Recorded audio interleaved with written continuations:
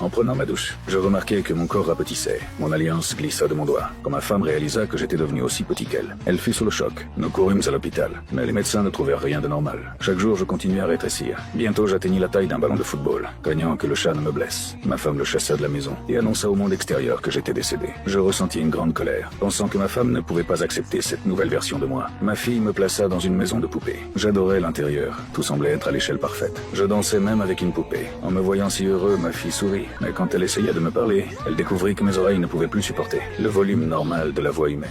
Je continuais à rétrécir. Ma voix devint de plus en plus faible. Même les sons ordinaires m'étaient devenus insupportables. Le lendemain, alors que j'étais seul à la maison, le chat tenta de passer par la chatière. Je perçus le danger. Je remarquai que le loquet de la porte s'était desserré. Je vis le chat se tapir, prêt à me bondir dessus. Je saisis une aiguille à coudre pour me défendre et commençai à reculer lentement. En un instant, le chat se jeta sur moi. Je me glissai rapidement par la fente de la porte, mais tombai accidentellement dans la cave. Heureusement, je chutai dans une poubelle.